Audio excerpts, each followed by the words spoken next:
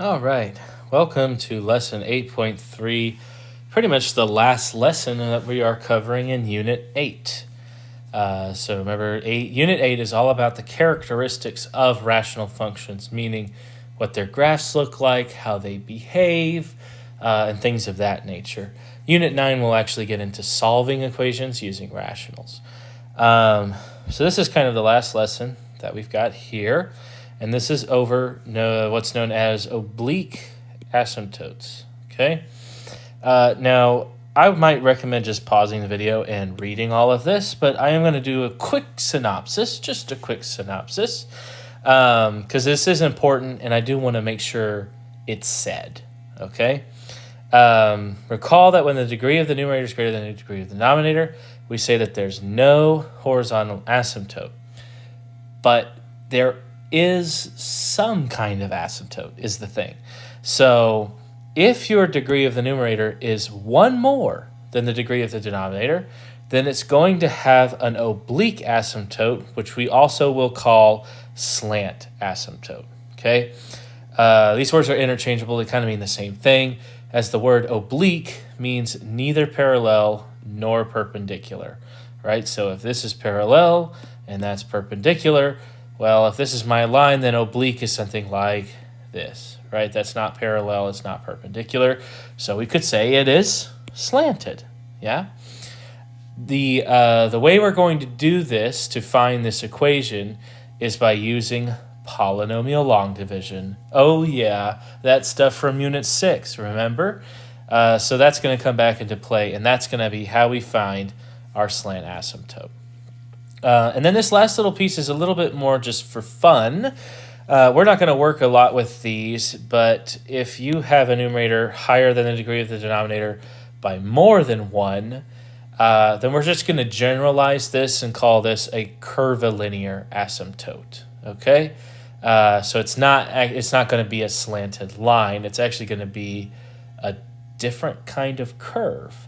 And I will make a sort of second part of this video talking about that curve purely for fun, okay? So this is the only video you need to watch for class, just this one, okay? You don't need to watch the next one. The next one is for fun. Okay, again, reminder, here's all the characteristics, and let's go.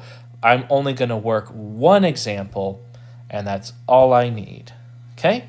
So, as always, like we've done in 8.2, we want to first start by factoring the function. We're going to find its characteristics. So my factored function, if I look at the numerator, looks like that's going to factor as x plus 3 and x minus 2 up top.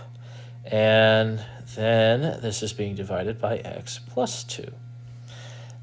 Don't be deceived. That is not a whole, so I do not have one.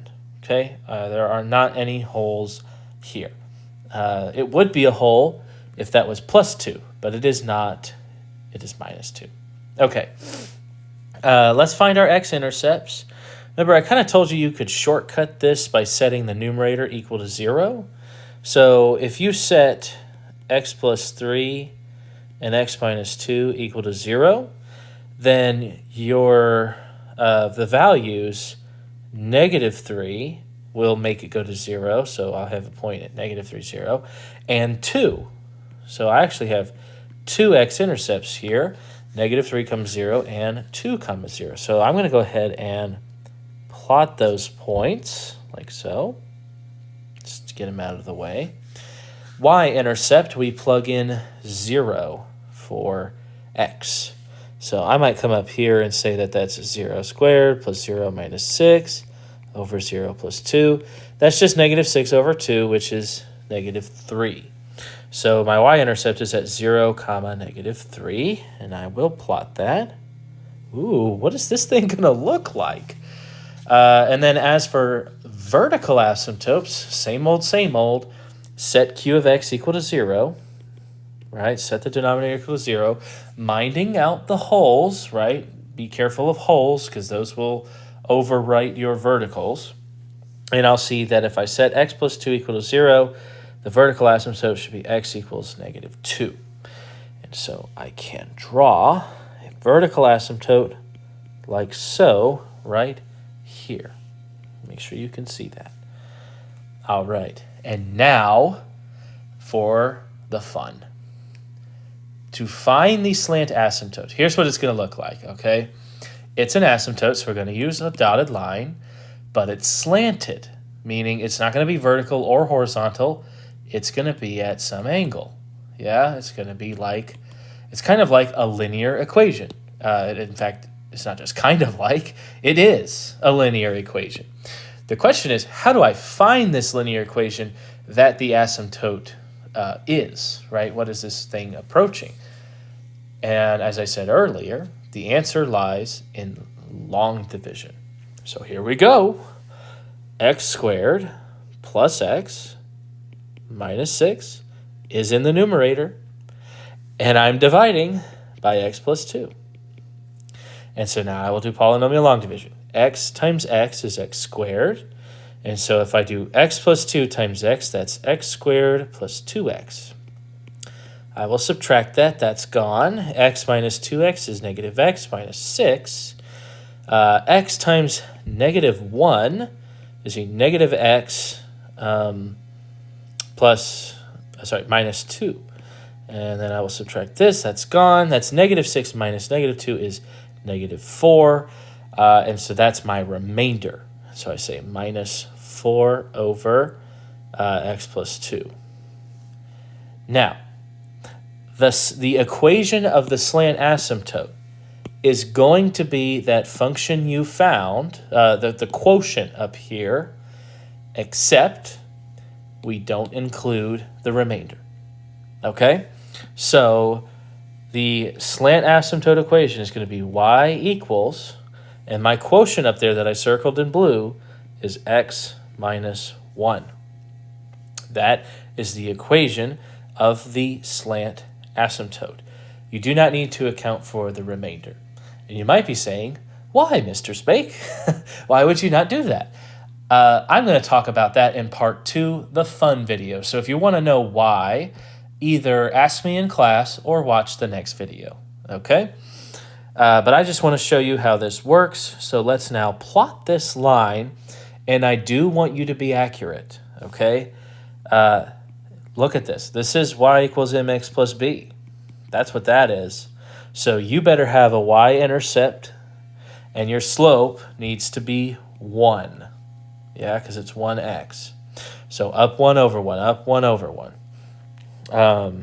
And actually, I'm sorry, was it the y-intercept was negative 1? I marked 2. Okay, so negative 1. So it's going to be going right through here, and then up, and then up, up, up. Do you see how I'm making this carefully, right? This line, I'm not just randomly drawing a line. I'm not saying, oh, it could be this, oh, it could be this. No, no, no. The y-intercept is at negative 1, and it is going up 1, up 1 over 1, up 1 over 1, up 1 over 1. Okay? You got to pay attention to the slope. It's not just some line that you draw. Well, I mean, it is, but, you know. And I'm going to keep going. I'm going to very carefully make sure that that is an accurate linear line that I've got. Okay. I'll switch to red so you can see this a little bit more clearly now. You've got your points, and the function is going to follow these asymptotes. Okay? Now, I would still use a sign chart to be sure. Although I can tell you, I'm pretty sure that this function's going to look like this. Okay? We're pretty sure that. But let's be sure. Okay? Let's be sure. Sign chart. I told you that the x-intercepts and the asymptotes are what you care about. So here's negative 3, here's negative 2, and here is 2. Okay? And so we'll use our sign chart for this. But really, with these ones, you can usually just eyeball it. But anyway, let's try it. Let's make sure. So I'll test a little bit to the left of negative 3. Actually, is there really a point in doing this? No, not really.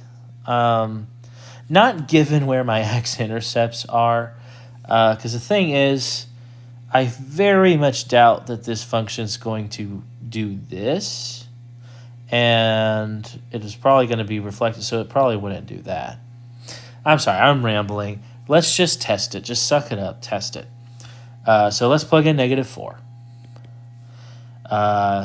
If I remember, I'm looking at this equation. So -4 plus 3 is negative. -4 minus 2 is negative. Over -4 plus 2 is negative. So that is result negative, which makes sense because it's not going to go above. It's going to go down, right? That's what it's going to do. And then between -3 and -2, that better be positive. So I guess we could test -2.5. Okay. -2.5 plus 3 is positive, then negative, then negative, which result is positive. So yeah, that makes sense. Then between -2 and 2, I suppose this is probably the most important part, because the question is, does the function come from down here and go up, or does the function start from up here and then do this? Yeah, because it's got to do one or the other. Most likely it's the first one I did. But let's make sure. Let's see if it actually is negative. So I'll pick one to the right of -2, such as -1. -1 plus 3 is positive. -1 minus 2 is negative. -1 plus 2 is positive, meaning this result is negative. Okay, good. So that means the curve is going to start down there. Yeah? And from here, you really could just finish it off because it has to follow the asymptote. And we have enough information to determine the curvature now. But one more point. Let's test 3. So if x equals 3, yeah, 3 plus 3 is positive, 3 minus 2 is positive, 3 plus 3, yeah, that's positive. So there it is. It's positive to the right, which makes sense. It better darn be positive to the right of that. Otherwise, this graph would look silly, right? Because why would this function come up from here and then turn negative when the slant asymptote is here? The whole idea of that asymptote is it has to approach it. So I've got my information where we are very, very confident in this graph. And so we are going to make it. Remember, the ends of the graph, as you go to positive and negative infinity, those just need to behave according to the asymptote. And so it looks like this. And then it passes through, and it's going to curve. From this point, it's going to curve and approach that asymptote, like so. And ta-da! We've done it.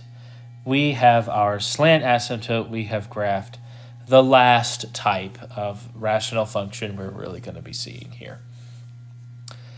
And that's it. And that's the video. Yeah, so you can click off now. Bye. I'm going to type this in Desmos real quick and show you. If I'm going to come over here, it was x squared. Oh, shoot, was it plus x or minus? I think it was that one. X plus 2. That's what our graph looks like. And x minus 1. And I'm going to make that look more like an asymptote. Make it look asymptote-y. I'll make you blue just because I want to. And there you go. Look at that. Oh, that's beautiful. That's just awesome. Right? And then if you do x equals, the vertical was -2. So if we want to plot that too, we can see. Oh, my gosh. Doesn't that just...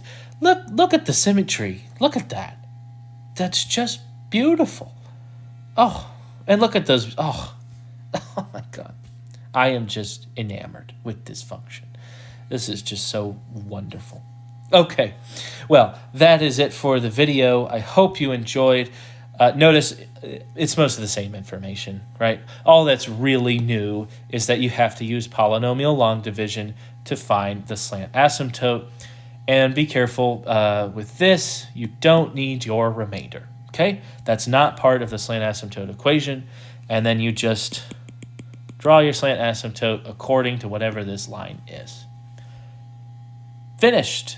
Okay. Go enjoy the rest of your day, night, morning, whenever you're watching this. And I will see you guys later.